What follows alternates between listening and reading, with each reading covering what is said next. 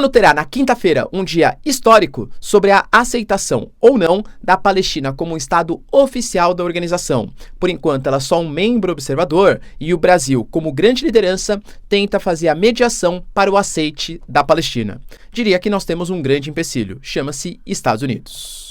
Os americanos, inclusive, que anunciam como serão as primeiras retaliações em relação ao Irã e praticamente sanções econômicas. Mas isso, num primeiro momento, coisa mais pesada pode vir por aí, enquanto Annalena Baerbock, da Alemanha, e David Cameron, do Reino Unido, se reúnem com Benjamin Netanyahu e trazem notícias não muito positivas para os iranianos. A retaliação vai acontecer. Irã, inclusive, já respondeu e as mídias colocam que a retaliação deve acontecer em, no máximo, 48 horas. Para finalizar, Zelensky dá entrevista polêmica, garantindo que sem a ajuda dos Estados Unidos, a vitória não acontecerá e que eles estão constantemente perdendo territórios, em fala em medo do Ocidente em relação à Rússia e à China. Será que foi uma provocação para o Ocidente apoiar os ucranianos? Se vocês querem entender um pouco mais sobre esses assuntos, e muito mais também sobre geografia, geopolítica, atualidades, política, polêmicas, enfim, tudo para você se manter sempre bem atualizado, já se inscreve no canal, deixa seu like, compartilha esse vídeo, que eu, professor Ricardo, conto muito com a sua ajuda. Belezinha? Pessoal, recado rapidinho aí da parceira do canal. A sua empresa, a sua marca está em perigo. Eu sei porque a minha também estava até pouco tempo atrás, porque eu não tinha um registro no INPI. Para quem não sabe, eu tenho uma empresa, professor Ricardo Marcílio, que tem todo um ecossistema ligado à educação. É canal do YouTube, é plataforma, só que eu corri o risco de perder por falta de segurança jurídica. Mas de verdade, quando você vai tentar fazer, é um processo lento, burocrático e extremamente difícil. Por sorte, a parceira aqui do canal, a Movon, ela agiliza todo esse processo para você. Então, se você quiser, galera, por um preço altamente competitivo, sem burocracia, registrar e ter uma garantia que a empresa, a marca vai de fato ser sua, link na descrição e conta com o serviço da Movon. Você não vai se arrepender. Bom, galera, então bora lá pro vídeo, ó. Seguinte. Como eu falei para vocês na introdução, nessa quinta-feira a gente deve ter uma das votações mais importantes, se não da história da ONU, mas pelo menos da história recente. Na verdade, a importância depende muito, né, para quem você está falando. Mas uma votação bem importante acerca do aceite ou não da Palestina, não mais como membro observador, e sim como membro oficial, pleno da organização. Quando você vê as reuniões da Assembleia Geral da ONU, por exemplo, a Palestina sempre está lá, com a sua plaquinha tal, né, com a ANP sendo a principal representante, só que eles só observam. Às vezes podem falar, claro, mas eles não têm poder de voto, eles não podem votar nem na Assembleia, muito menos, claro, no Conselho de Segurança, né? Essa aprovação como membro observador vem a partir de um pedido da Palestina lá em 2011, que foi aceito em 2012. Só que isso como membro observador, tá? Só que agora, para ser membro pleno, primeiro precisa passar pelo Conselho de Segurança, que é formado por 5 membros permanentes e 10 membros rotativos, e depois ser aprovado por 2/3 da Assembleia Geral. Na Assembleia Geral, galera, confesso, tá? A gente possivelmente não vai encontrar grandes dificuldades. Por exemplo, lá em 2011, 2012, quando a Palestina foi aceita como membro observador, a gente só teve 7 países que votaram contra, incluindo Estados Unidos e também Israel. A grande questão é que, nesse momento, para ser aprovado como membro pleno, tem que passar pelo Conselho de Segurança Permanente. São 15 membros. Os 5 permanentes, eles têm poder de veto. E aí, nesse caso, os Estados Unidos se mostra indicado a não aceitar. E se os americanos vetarem, assim, claro que eles podem se ausentar da votação, né? Eles podem alegar que eles não querem votar. Aí, se for 14-1 que não votou, beleza, a Palestina passa pelo Conselho de Segurança. Só que os americanos tendem a não aceitar, porque eles alegam que, na verdade, eles acham que tem que ter a formação de Estado palestino, pelo menos diplomaticamente alegam isso, mas não a partir da ONU, e sim a partir de uma solução, uma mediação com o Estado de Israel. Essa proposta, agora, ela foi redigida pela Argélia e faz parte do Clube dos Países Árabes tentar aprovar essa situação, sendo que o Brasil está sendo colocado, inclusive com ligações, pedidos, mediações, como um dos principais países para que a Palestina seja colocada como membro oficial. O Brasil, ele alega que ele foi tão importante para a criação do Estado de Israel lá em 1947 para 1948 e tem que ser importante agora para a formação também do Estado palestino. Claro, pessoal, sem aprovação do Conselho de Segurança, nem vai para a Assembleia Geral, que é o que tende a acontecer.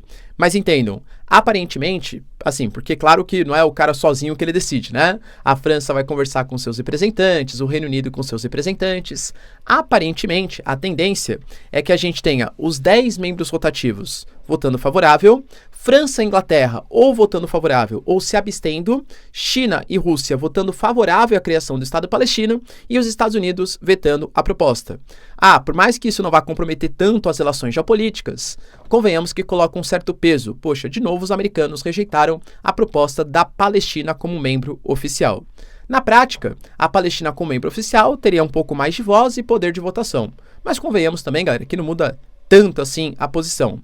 Para ser considerado um Estado, a gente considera que você precisa de 3 coisas básicas. Um território autônomo, a gente sabe que isso não existe nem na faixa de Gaza, nem na Cisjordânia. Um governo reconhecido internacionalmente. Na faixa de Gaza, o Hamas não é reconhecido. Na Cisjordânia, tem a atuação mais forte do Fatah, da ANP, que inclusive vem se radicalizando um pouco mais, principalmente depois do dia 7 de outubro e das retaliações israelenses. E também um povo que se reconheça como um povo palestino. Isso claro que existe, né? Mas ser um Estado oficial da ONU não demanda que necessariamente é um Estado oficial na prática. Outro ponto, pessoal, bem importante, está ligado aos Estados Unidos, que anunciaram pela primeira vez como vai ser a retaliação em relação a Israel. E aí entendo que os Estados Unidos, eles também estão sendo colocados um pouco contra a parede. Por quê? O FMI, por exemplo, ele divulgou uma lista de alguns países, incluindo Estados Unidos, China, Reino Unido e alguns outros, que estão com problema em relação ao seu orçamento. Inclusive colocando que os Estados Unidos, ele vai apresentar um déficit orçamentário na casa de 7,1% e a China vai apresentar uma dívida pública deficitária também de 7,6% para 2025. A gente está falando dos 2 principais países da economia mundial. Os americanos tiveram que aumentar o teto dos juros da dívida pública com a Janet Yellen, né, que é a secretária do Tesouro, porque o Biden aumentou muito os gastos públicos. E isso é uma realidade não só para os Estados Unidos, mas para quase todos os países no momento pós-pandemia. E isso vem gerando inflação, a necessidade de aumento de taxa de juros, o risco de inadimplência, cair, galera, inclusive a nota, né, nas agências de risco internacional. Então há um certo risco de crise. Se os Estados Unidos começarem a aplicar retaliações muito pesadas contra os iranianos, o problema, nem do ponto de vista diplomático, mas do ponto de vista econômico, é que o Irã hoje é o 4º maior produtor de petróleo do mundo, correspondendo a mais ou menos 3% da produção mundial. Além disso, o Irã controla o Estreito de Hormuz. Em um caso extremo, pode ser que o Irã, inclusive, feche o Estreito de Hormuz. E por ali, você tem a passagem de 1/5 a 1/4 de todo o petróleo que é negociado internacionalmente. Só que se ele não der a resposta, isso pode fazer com que Israel se rebele, fique ainda mais chateado, vamos colocar, com a situação, e assim parta por uma agressão militar, entende? Uma agressão militar mais forte que, aliás, inclusive deve acontecer, vamos falar aqui nos próximos momentos do nosso vídeo. Então, os Estados Unidos, eles anunciaram, né, que o Irã deve sim se responsabilizar pelas suas ações maliciosas e desestabilizadoras no Oriente Médio. Inclusive, o Jake Sullivan falou que além das sanções em relação a mísseis, em relação a drones e a financiadores da Guarda Revolucionária Iraniana e do Ministério da Defesa do Irã, os seus parceiros, principalmente do G7, também devem adotar sanções parecidas. Vale lembrar que o Israel Katz, que é o chanceler de Israel, ele também tinha falado sobre isso, que apesar da retórica da resposta ainda estar por vir, eles ainda têm outras respostas. Atacaram membros do Hezbollah ontem. O Israel Katz mandou uma carta para 32 países recomendando quais serão as sanções que devem ser adotadas contra o regime iraniano. Ou seja, os Estados Unidos obedecendo Israel, adotando as sanções, mesmo possivelmente, mesmo em ano eleitoral, comprometendo o preço dos combustíveis no cenário, podendo gerar inflação, é quase uma tentativa de mostrar: Israel, tô com vocês, tá? Não farei operação militar, mas prometo que tanto eu, Estados Unidos, como os membros do G7, nós vamos colaborar para você sancionar, enfim, combater o Irã, sem precisar fazer uma agressão militar tão pesada. Só que talvez isso não tenha convencido exatamente, tá? O Estado israelense. A gente teve ontem a Annalena Baerbock, que é a chanceler da Alemanha, e também o David Cameron, que é o chanceler do Reino Unido, eles participaram, pessoal, de uma reunião com o Benjamin Netanyahu. E nessa reunião, a gente está falando, né, da Alemanha e da Inglaterra. 2 países que apoiam publicamente Israel. Inclusive, o Benjamin Netanyahu fez agradecimentos públicos, tá? Olha, muito obrigado pelo apoio de vocês, pela venda de equipamentos. A Alemanha estava sendo criticada, inclusive, por estar vendendo equipamentos para um país supostamente, né, acusado de Enotananã, segundo a Corte Internacional de Justiça, com um pedido tendo sido feito pela África do Sul. Então, a Alemanha sofreu críticas, a França sofreu críticas, enfim. Só que eles continuaram apoiando, né? Em relação a isso, a gente teve pronunciamento da Ana Helena Baerbock, falando que ela fez de tudo para tentar apaziguar a situação. Não deu maiores informações, mas falou que a Alemanha pensa na paz e na estabilidade do Oriente Médio. Agora, quando foram perguntar para o David Cameron, ele foi um pouco mais desbocado, vamos colocar. Ele falou um pouco mais da situação real. Ele deixou bem claro, galera, que ele, na visita que ele fez, Israel decidiu que vai sim retaliar o Irã. E que, inclusive, ele espera que eles façam isso de uma forma que contribua o mínimo possível para agravar a situação regional. Ou seja, dá a entender, segundo as palavras do David Cameron, que essa retaliação vai acontecer do ponto de vista, inclusive, militar. Até porque mídias americanas estão colocando que nas próximas 48 horas algum tipo de retaliação militar deve acontecer. Não sabemos exatamente como. Professor, mas você falou que o Irã é super poderoso. E é mesmo, tá? A grande questão, vou imaginar, o Irã disparou ali mais de 300 mísseis, drones e tal. Israel já teve dificuldade, conseguiu abater mais de 99%, é fato, mas gastou uma baita grana e contou com a ajuda de Jordânia, Arábia Saudita, Reino Unido e França.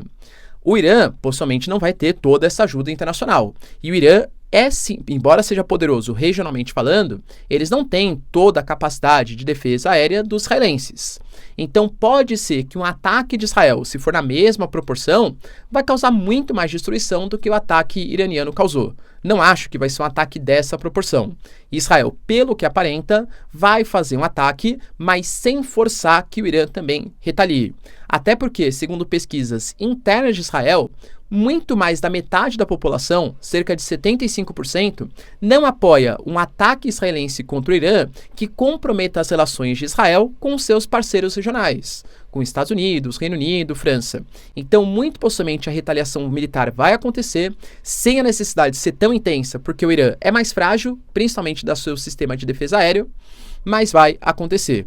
O Irã já deixou bem claro que ele está pronto para receber esses ataques. A gente teve ontem o dia do exército iraniano e as forças iranianas garantiram que os aviões Sukhoi 24, que são aviões de guerra, estão completamente preparados. Lembrando que o G7 também garantiu que dará uma resposta clara e inequívoca que está apoiando Israel, mas penso que é muito mais uma mensagem diplomática. Ou seja, nos próximos dias, possivelmente, segundo David Cameron e a própria mídia americana, teremos grandes novidades para o ataque iraniano. Inclusive, existem informações de fontes não oficiais que o ataque ele pode se estender não só contra o Irã, mas também contra o Líbano e contra a Síria.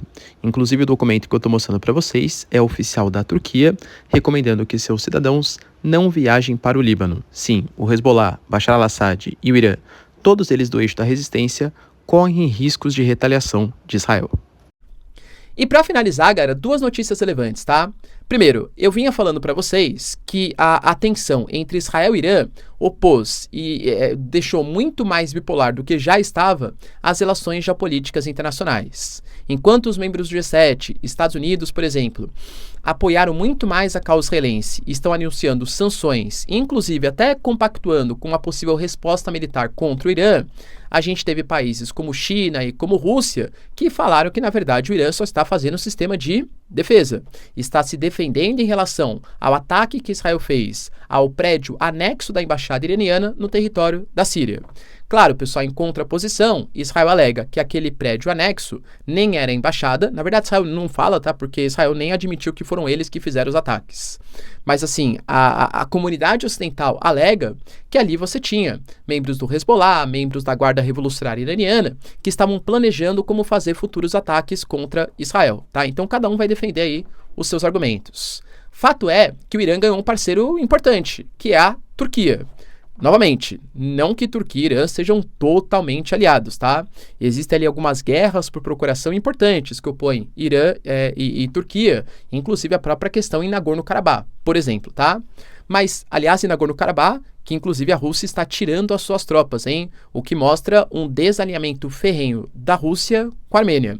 Não conseguiu defender a Armênia quando o Azerbaijão fez a ofensiva em Nagorno-Karabakh e agora está abandonando as posições. A Armênia que cada vez está mais próxima dos Estados Unidos. Mas voltando aqui, né?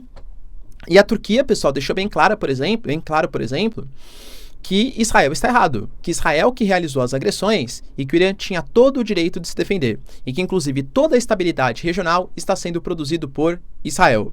Lembrando que o equilíbrio de forças entre Israel e Turquia, ele é bem complicado. Publicamente, Israel critica os turcos e a Turquia critica Israel. Na prática, embora a Turquia tenha bloqueado a importação e a comercialização de vários produtos, isso só aconteceu porque era muita hipocrisia, até mesmo para a comunidade turca, criticar Israel, mas continuar sendo um dos maiores parceiros dos israelenses.